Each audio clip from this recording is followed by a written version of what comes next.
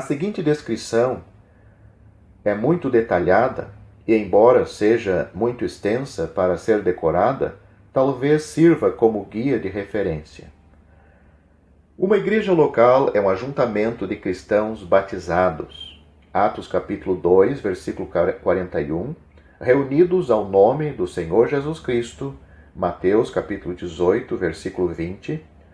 E 1 Coríntios capítulo 1, versículos 1 a 9, capítulo 5, versículo 4, etc. Que se reúnem regularmente numa determinada localidade, de acordo com o modelo encontrado no Novo Testamento, em Atos capítulo 2, versículo 41 e 42, e desenvolvido plenamente nas epístolas, como 1 Coríntios e 1 Timóteo. Tal igreja local é uma comunhão espiritual. 1 Coríntios capítulo 10, versículos 16 e 17, que se expressa visivelmente ao se reunir para o partir do pão, para a oração, para testemunho coletivo, para ensino da palavra de Deus e para a pregação do Evangelho. Os membros foram reunidos pelo Espírito Santo, Marcos capítulo 14, versículo 3 e Romanos capítulo 8, versículo 14.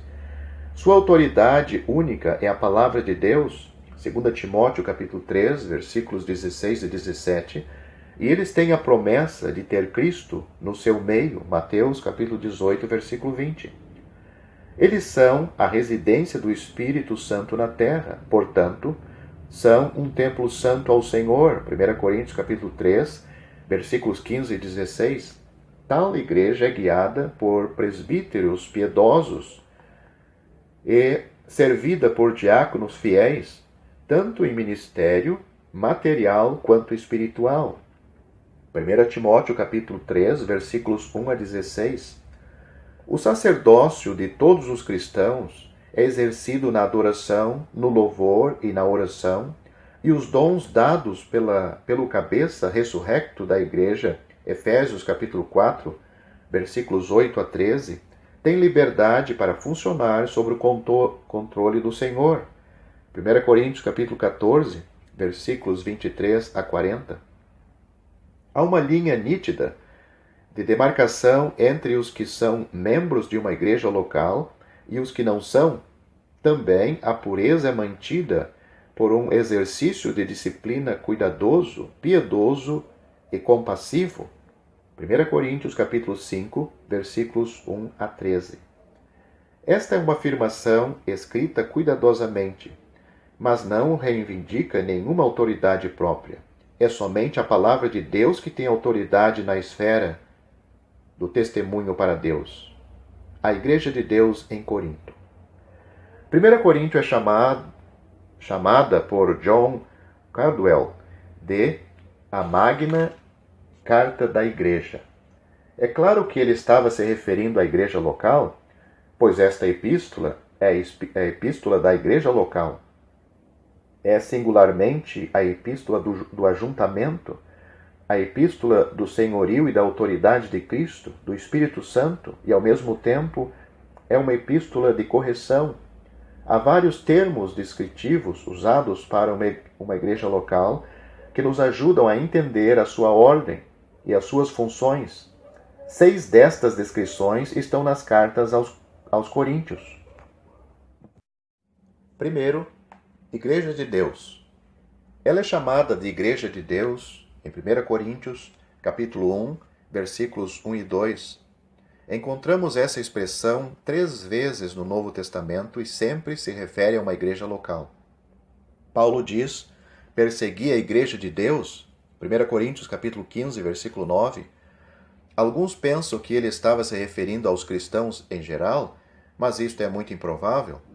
Não há nenhuma evidência para sugerir que existia qualquer outra igreja local a não ser a igreja local em Jerusalém, naquele tempo, embora outras igrejas fossem formadas logo depois da conversão de Paulo, Atos capítulo 9, versículo 31.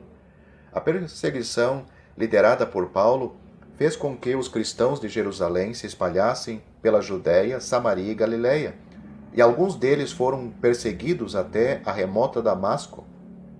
A Igreja de Deus nos fala do propósito de uma igreja local. É o testemunho coletivo para Deus no mundo? Como é maravilhoso pensar que Deus escolheu um instrumento tão despretensioso como uma igreja local para ser seu testemunho. 2. Lavoura de Deus. Lavoura de Deus é uma descrição usada para a igreja em Corinto, 1 Coríntios capítulo 3, versículo 9. Muito trabalho foi executado nesse campo, mas Deus deu o crescimento. Essa expressão descreve o implantar de uma igreja local e cremos que este padrão de plantar ainda prevalece. O evangelho foi pregado, 1 Coríntios capítulo 2, versículos 1 a 4. Almas foram salvas, capítulo 3, versículos 5 a 7. Os princípios de como reunir foram ensinados, capítulo 3, versículos 9 e 10, e a igreja local foi formada. Aprendemos de Atos, capítulo 18 e versículo 8, que quando essas pessoas ouviram a palavra de Deus, elas creram e foram batizadas. A ordem sempre é esta: batismo não é a porta de entrada a uma igreja local, mas, no plano de Deus, é colocada antes da porta e, de preferência, perto da porta. Terceiro, edifício de Deus. No mesmo versículo de 1 Coríntios, capítulo 3, versículo 9, a igreja em Corinto é chamada de edifício de Deus. Não é difícil de ver que o modelo para uma igreja local é enfatizado nesta parte da epístola. Os construtores são os ensinadores, cujo ensino é construir sobre o fundamento já lançado e de acordo com o padrão divino de construção. Recentemente vi um panfleto que afirmava que somente o alicerce precisa ser de acordo com o modelo e que é responsabilidade de cada igreja local ver como a estrutura deve ser edificada.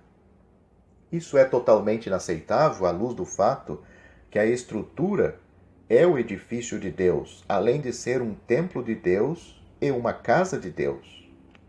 Quarto, templo de Deus. A igreja local é templo de Deus, porque o Espírito Santo reside nela. Seu caráter santo é devido à sua presença, 1 Coríntios capítulo 3, versículos 16 e 17. Neste ponto, na Epístola aos Coríntios, se inicia uma nova seção que trata da pureza da igreja local, e ela continua até o final do capítulo 7. A ideia de um templo nos faz pensar em louvor e adoração. Isto está de acordo com Filipenses capítulo 3 e versículo 3, onde os espíritos redimidos, sob a direção do Espírito Santo, produzem adoração. Quinto, o corpo de Cristo. Em 1 Coríntios, capítulo 12 e 27, a igreja local é vista como o corpo de Cristo.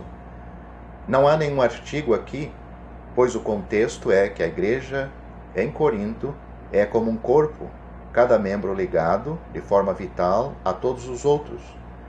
A provisão para a igreja local por meio de dons espirituais, de acordo com todas as suas necessidades espirituais, é o assunto do capítulo 12.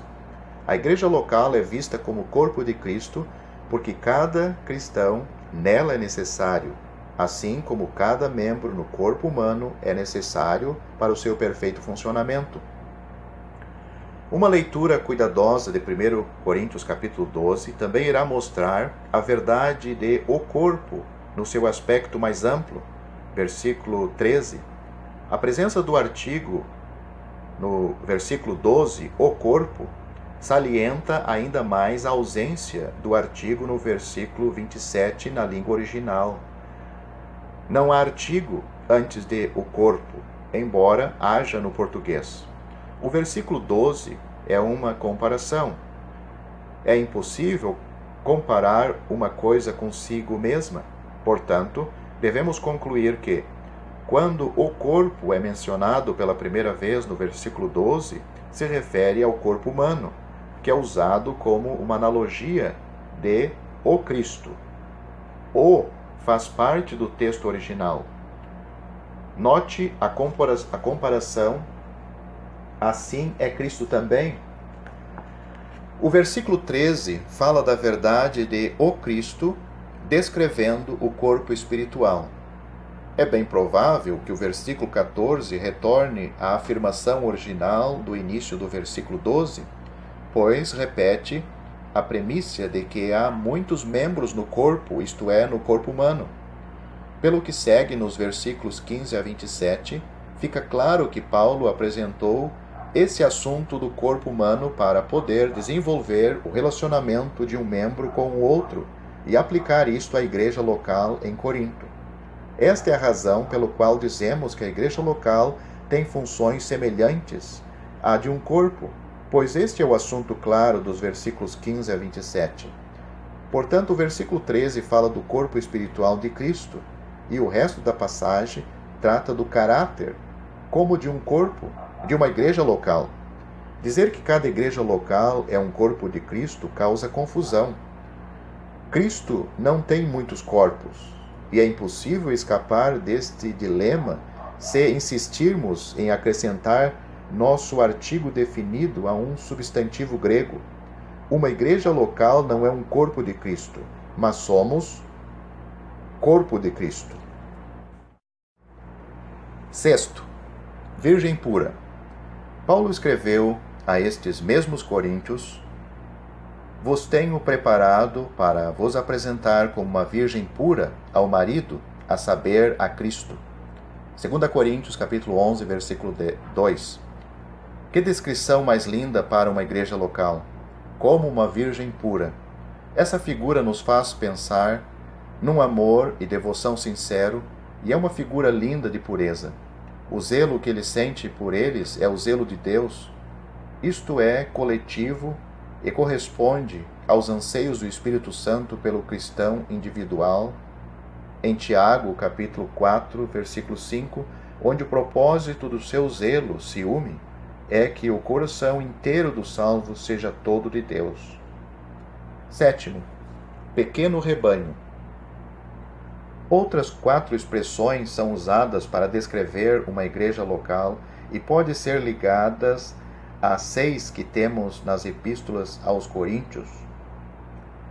Atos capítulo 20, versículo 28, usa o diminutivo da palavra rebanho para descrever a igreja local em Éfeso. Vemos o rebanho total em João capítulo 10, versículo 16, mas a igreja local é um pequeno rebanho. 1 Pedro capítulo 5, versículos 1 a 4, na língua original, a palavra rebanho é um diminutivo. Oitavo, casa de Deus. Em 1 Timóteo capítulo 3, versículo 15, a igreja local não é apenas chamada de igreja de Deus, mas também casa de Deus. Como a igreja de Deus, a ênfase está em ser chamado para fora, mas como a casa de Deus, a ênfase está em ser trazida ao lugar de ordem e de governo divino. Nona, coluna e firmeza da verdade. Neste mesmo versículo, 1 Timóteo capítulo 3, versículo 15, a igreja também é chamada de coluna e firmeza da verdade.